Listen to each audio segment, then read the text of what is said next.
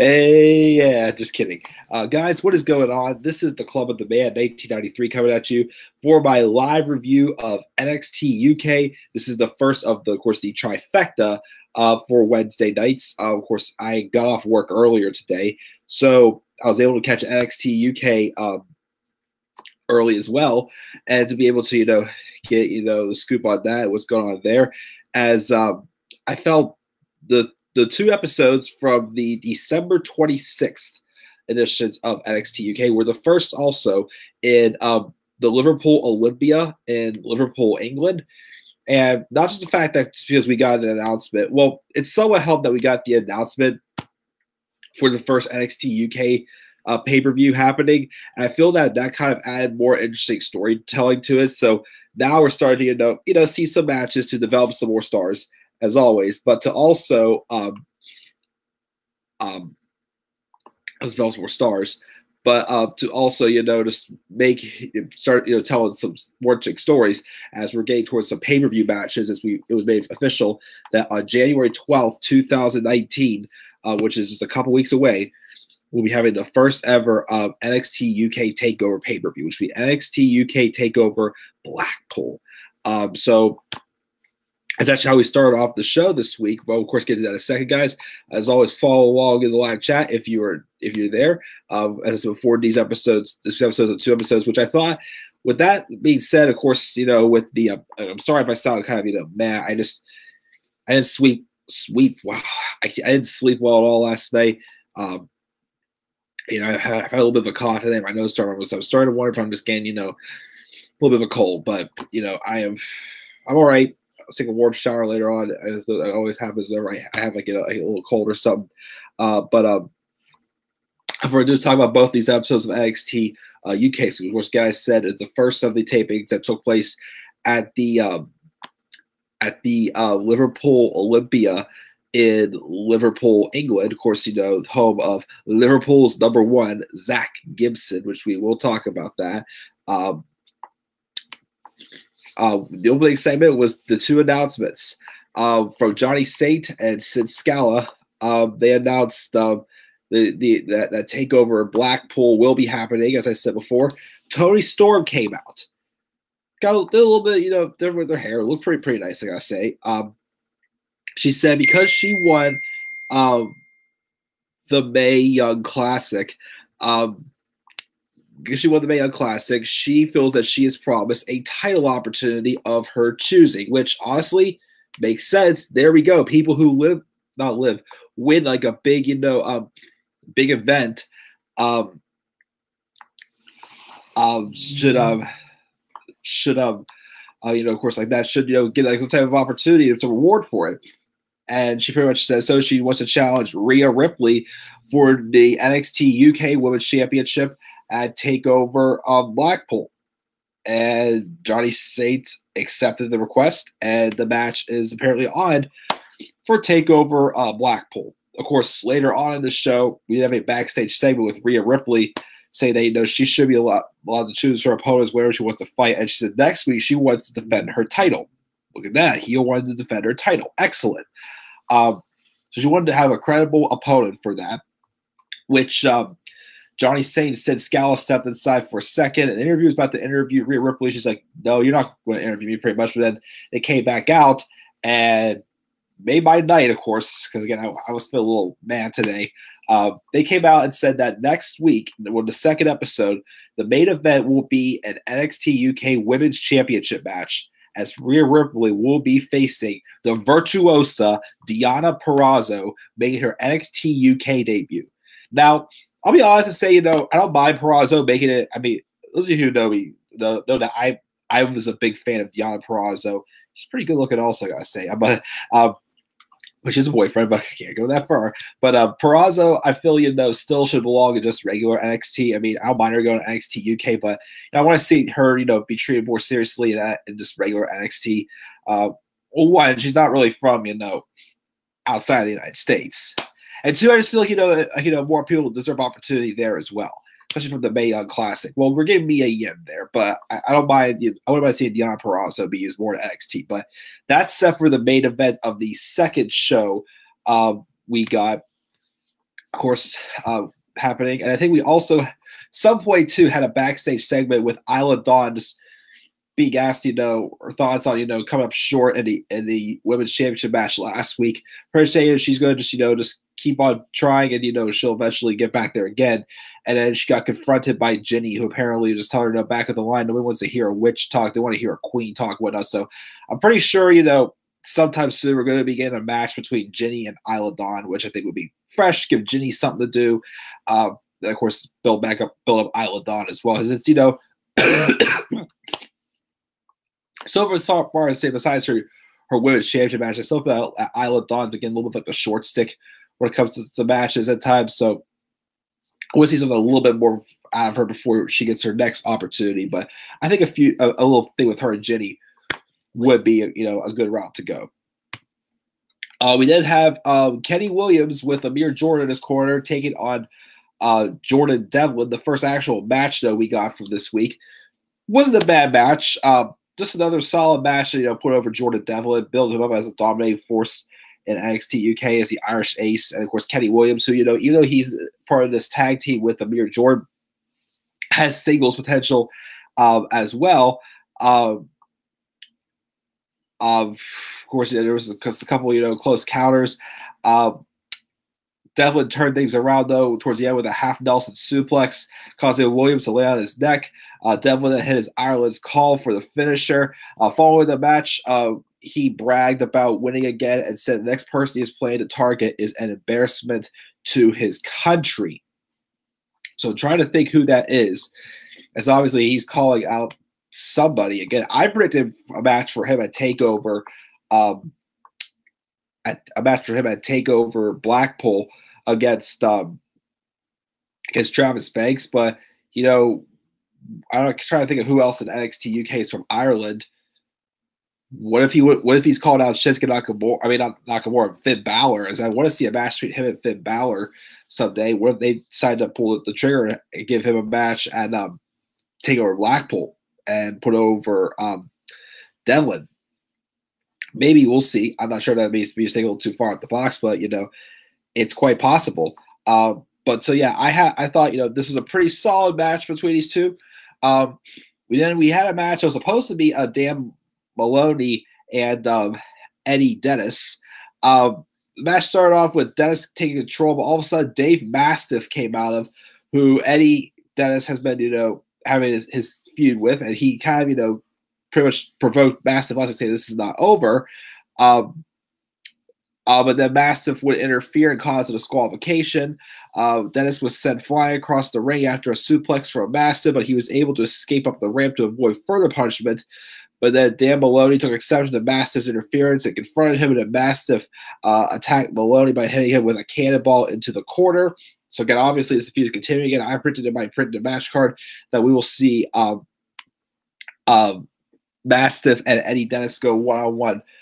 Probably again, maybe at TakeOver Blackpool or maybe beforehand. But I say when they go one-on-one again.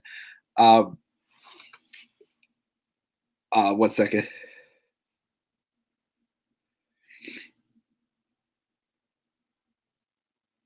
I say they go one-on-one at TakeOver Blackpool. I would say it could maybe be a number one contenders match for the NXT champion. I mean, the United Kingdom Championship, maybe. So we can maybe see that happen there. Who knows? We then had Jack Stars and Tucker, who apparently has been released. So he's still on the tapings, but apparently Tucker's not around anymore. Taking on the team of Tyson T-Bone and Saxon Huxley.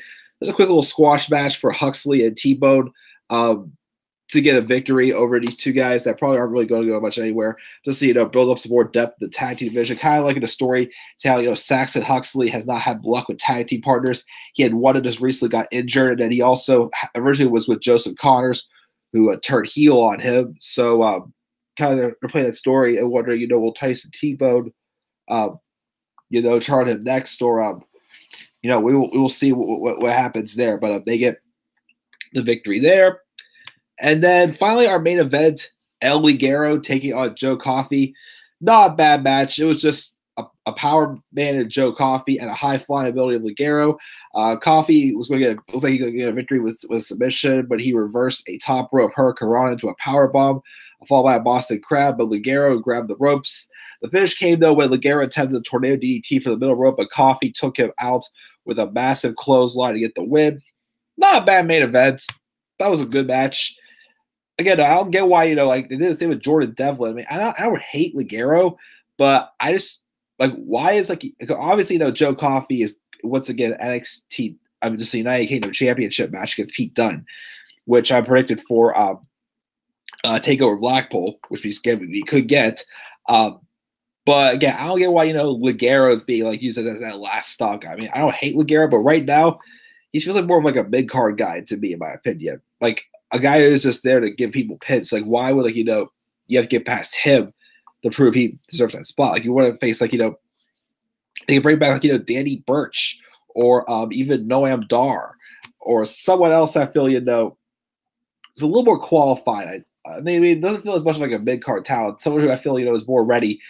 I mean, Ligero's not bad, but again, I just don't see big things for him quite yet. There's someone else, a bigger name to put over Joe Coffey. I mean, which Coffey did win the match. It was a solid match, but it would have to be like a bigger name if Joe Coffey is on the verge of getting a United Kingdom championship shot, take over Blackpool. But it was still a good match, and that's it for the first episode of NXT UK. Again, not too bad. The storyline development of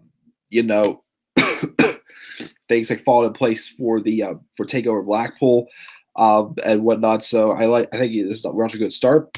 Second episode came on pretty good.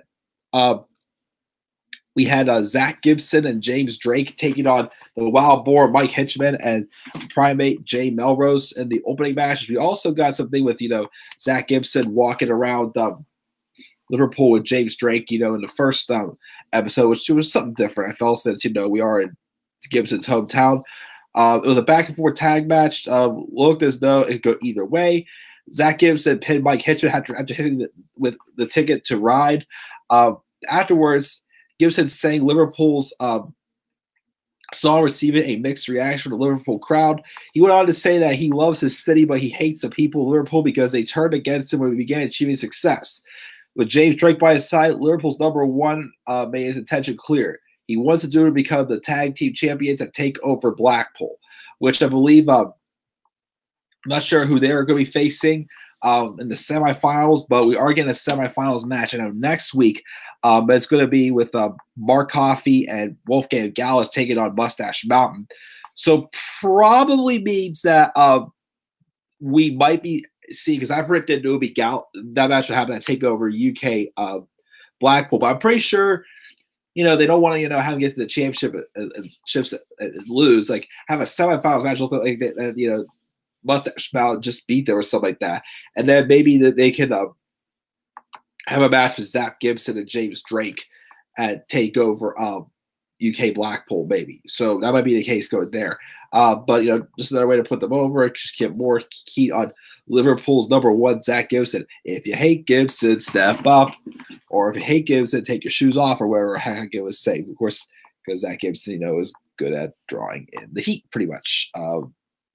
If you guys know what I mean, just checking my phone really quickly here for something. But anyways, that was it for the first match. The second match, we were supposed to get Dave Mastiff and Josh Morrell. But before the match could happen, when Morrell came out, Eddie Dennis came out and attacked Morrell. Dennis body slammed Morrell on the stage, and a team of referees got involved, and the match never started, and it was over with within a minute. So again, just so Dave Mastiff and Eddie Dennis set for probably another match between the two of those. We could maybe see one on Takeover, one on another episode of NXT UK, and maybe again one more for number one contendership at Takeover Blackpool for a rubber match. Cool with me, I got to say. So we can see that happening. The third match was Mark Andrews taking on Marcel Barthel, which I don't mind Marcel Barthel. He's an NXT, but I felt like he probably more so belonged in NXT UK. of course, we might see him here and there in NXT, but I feel like this is more so his thing on NXT UK. But he had a match with Mark Andrews, and it kind of tied in because Fabian Eichner was looking for a tag team partner, and he's had his issues trying to make statements, make a name for himself off of Mark Andrews and Flash Morgan Webster. Of course, Eichner came out during the match towards the end, and Barthel, of course, throughout the match using his great technical abilities and submission abilities. He dominated much of this match until Andrews got back on track with a series of chops and an enziguri. Eichner then appeared at ringside to distract Andrews, allowing Barthel to take control. In the end, Eichner attacked Andrews when the referee was distracted, and Barthel slammed Andrews to the mat with a fisherman release belly to back pickup with an impressive, albeit tainted victory, pretty much. So, pretty good match put over Marcel Barthel, kind of symbolizing that Fabian Eichner found himself a tag team partner in Marcel Barthel. So they're probably going to have a little feud for the and they'll get involved in the tag team picture as well. Of course, I definitely see both of them eventually getting a tag. United Kingdom Championship shots as well, because they both have a lot of potential for sure. So that was a good match there. And then finally, we got the main event. It was Rhea Ripley taking on, and one of my favorite upcoming stars, Deonna Purrazzo. And a really good match. Purrazzo controlled the early stages before Ripley gained some momentum of her own when she slammed the challenger face first into the ring apron. The champion locked in a modified standing cloverleaf submission during a dominating spell midway through the match, but Purrazzo grabbed the ropes. She began to rally after a somersault off the ring apron, despite a spirited fight back. She failed to get the job done, and Ripley retained her title after hitting a riptide finish. But there was also a part of the match I remember where Purrazzo kind of tied Ripley in knots pretty much, and she took a bow for it. Again, how do you not love her? She's just beautiful. She's just amazing. I see so much potential in her. Again, I want to see her on regular NXT though. She wants to be on NXT UK, fine, but again, I want to see her on just regular NXT. But after the match, Ripley started to attack Purrazzo, but Toni Storm came out to make the save. So obviously, the biggest match announced so far, of course, for TakeOver UK for sure. The only match to really make it official is Ripley and Storm, which is going to be a rematch from the UK Championship Tournament Finals. So I look forward to seeing it. Afterwards, of course, Toni Storm just showed some respect to Deonna Purrazzo, and yeah, that's how we went off the air for NXT UK. Again, 2 really good episodes this weekend. Really started to get the gears grinding as TakeOver Blackpool was officially announced, and see what happens. So I'll give this week's set of episodes a B+ for NXT UK. A B+. So great to give NXT UK. Of course, later on today, I'll be watching a 205 Live next. And NXT, I'll do both of those live reviews in the 9 o'clock hour since Survivor's over, so I can watch stuff at the right time now. Again, I have to get off work a little earlier today because slow day after Christmas. Yeah. So once again, guys, leave thoughts on the comment section below. B+ for NXT UK, and click the like and subscribe. Or comment on my channel. Follow me on Twitter, Man93. I also within the next hour will get my Royal Rumble 2019 match card predictions uploaded as well, so be on the lookout for that. And again, after NXT ends around 9, I will go live for 205 Live and NXT. And I'll try to do a special live stream tomorrow if I can. We'll see, but I may try to do my next round of Backyard Baseball also. But again, I'm pretty tired. I didn't sleep too well last night, and I'm kind of running a little bit of a cold. So if I don't feel up to it, I'll probably just go to bed after I do those live reviews. Just relax. So yeah, guys, thanks for joining me live. I'll see you guys about 2 hours for 205 Live and NXT, the next 2 parts of the trifecta. So until then, guys, have a great rest of your night, and peace out, everybody.